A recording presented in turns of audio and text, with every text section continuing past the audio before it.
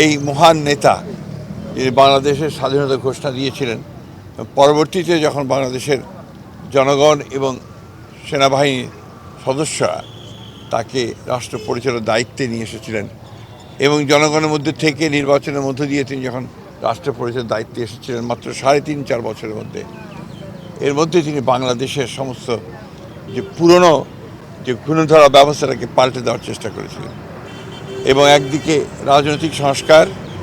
বহুদলীয় গণতন্ত্রের আবার পুনঃপ্রবর্তন, একদলীয় শাসন ব্যবস্থা থেকে বক্সাল থেকে ফিরিয়ে নিয়ে আসা, অন্যদিকে অর্থনীতিতে একটা মুক্ত বাজার অর্থনীতি চালু করা ছিল আমাদের এই বাংলাদেশের পরিবর্তনের প্রথম ধাপ বলে আমি মনে করি।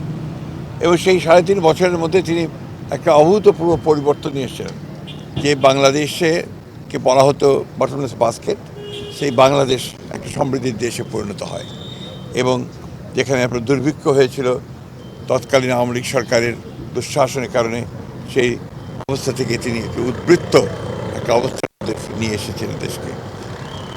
শস্য উৎপাদনের ক্ষেত্রে। সত্যি কথা বলতে কি, এই বিষয়গুলো ছিল আমাদের দেশের জন্য, সমাজের জন্য একটা পরিবর্তনের সময় এবং সেই পরিবর্তনটা তিনি নেতৃত্ব দিয়েছিলেন, জনগণকে ঐক্যবদ্ধ করে নিজের মধ্যে সামনে নিয়ে এসেছিলেন। তাই আজকের এই দিনটি আমাদের কাছে এত বেশি জরুরি যে আমরা এই দিনটি বারবার স্মরণ করতে চাই, বারবার জনগণকে সঙ্গে নিয়ে যে আমরা অসাধ্য সাধন করতে পারি সঠিক নেতৃত্বে, সেটা আমাদের কাছে একটা অত্যন্ত জরুরি বিষয়। আজকে আবার তারই যোগ্য উত্তরাধিকারী তারেক রহমান আমাদের প্রধানমন্ত্রী,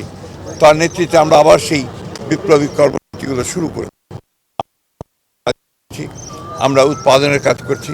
আমাদের ফ্যামিলি কার্ড, কৃষক কার্ড, খাল কর্মসূচি বাংলাদেশে ইতিমধ্যে একটা আলোড়ন সৃষ্টি করেছে। আমরা তাই আজকের এই দিনটিকে বারবার করে স্মরণ করতে চাই, মনে করতে চাই অত্যন্ত গাম্ভীর্যের সঙ্গে, ভালোবাসার সঙ্গে এবং অত্যন্ত গুরুত্ব দিয়ে, যে এই দিনটি যেন আমাদেরকে সামনের দিকে এগিয়ে চলার পথ দেখায়।